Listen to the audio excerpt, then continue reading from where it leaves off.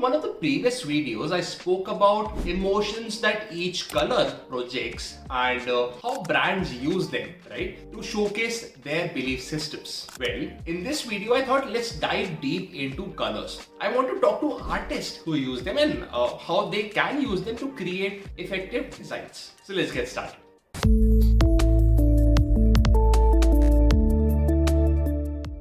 Let's start by revisiting the fundamentals of components of color. If you might just remember all of these things: hue, saturation and value. These three elements are the building blocks of every color that we perceive, right? Now, hue is perhaps the most intuitive aspect of color. It is simply the color itself, much like green, purple or pink. When we talk about hues, we are referring to the distinct colors of the spectrum, such as red, blue or green itself. Understanding hue allows us to identify and differentiate between various colors. Well, next we have saturation, which means the intensity or purity of a color. Think of this. Think of saturation as a vividness or richness of color. Colors with high saturation appear vibrant and bold, while colors with low saturation would appear more muted or pastel. So high saturation blue would look like this, while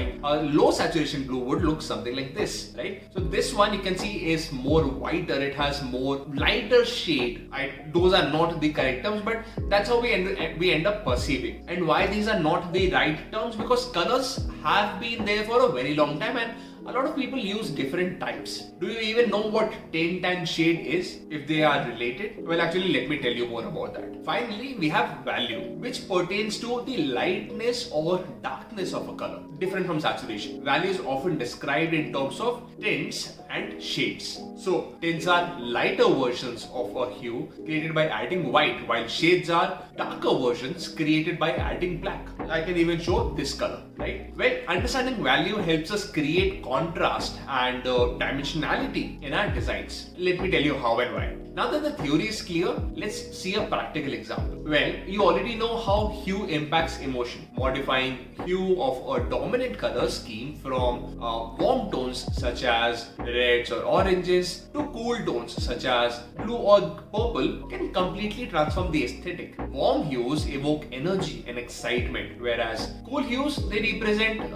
sophistication and elegance. The shift in hue can define the brand's identity and appeal to a different target demographic, that is the audience, right? Now, similarly, enhancing the saturation of vibrant colors such as ingredients, if you're writing on a package or packaging accents, these can convey a sense of freshness and efficacy, attracting attention on the shelf. Well, on the converse side or on the opposite side, desaturating the background or the secondary elements can create some sort of a minimalist and premium look, which can emphasize the brand's communication to simplicity and quality. Most of the clothes or everything that you'd see around kids nowadays have been moved to a slight pastel colors or desaturated colors. Now these are also known, or they have been put it accordingly, because we don't want to wash out the vibrance of the child itself with the colors. Well, scientifically speaking, the reason that a lot of pastel colors have been used is because high saturation colors can impact a mood of a baby, and we don't want to do that. We want the mood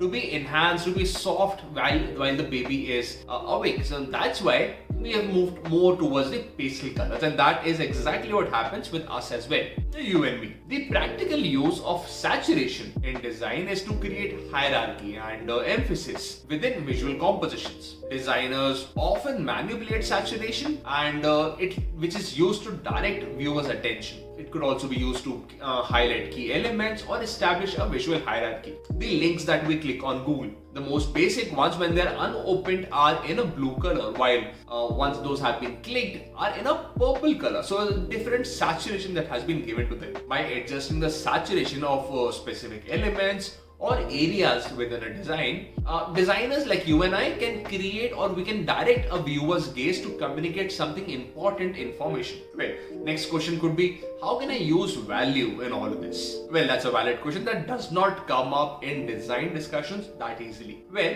a value is the hidden tiger that plays its part under the surface. You've probably thought of contrast. To effectively use value in design, you need to understand the concept of contrast. You know what contrast is, right? Contrast is created by the difference in values. You can use high contrast to draw attention to certain elements in your design, and similarly you can use low contrast to create a sense of harmony and balance, right? Multiple things working together. Using value to make a contrasting image involves manipulating the light and dark elements together within the composition itself to create visual interest and emphasis. Now see, a lot of different colors have different values of contrast even when they are playing around with this. So a yellow color, which is generally light, would definitely have lower value compared to a purple color, which is both operating at similar brightness. So this way, by strategically adjusting the brightness and darkness of objects, you as a designer can establish depth, you can guide focus, and you can even convey mood effectively in your designs, or if you're creating art.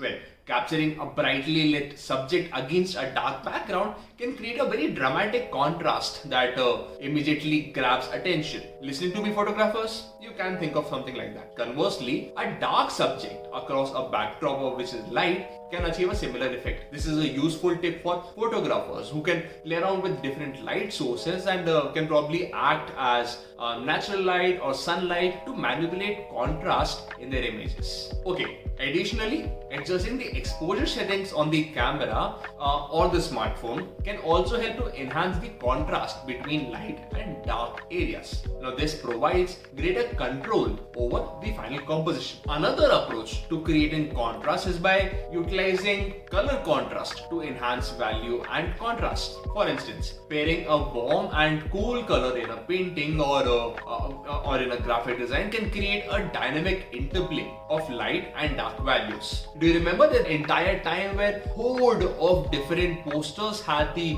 blue and orange design? Every other poster that wanted to showcase that there was a conflict that was going to happen in the movie were very well represented by this style of design. So the next time that you're designing a particular content or any poster, whether it's photograph or anything like that, you can use contrast, or you can check contrast and value by this simple trick.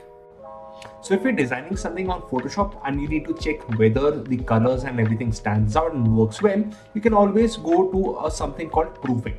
For this, go to View, go to Proof Setup, and over here select Custom and go for dot green. Now dot green, you can select either of these different variations. You can see a lot of different variations for dot green. I generally prefer something around 20 to 25%, which gives me a clear indication of what my design is looking like. Now over here, I can see that all of these elements are standing out very vividly. If there was something that I wanted to elaborate more, maybe something like the International Women's Day, I can change the color if necessary.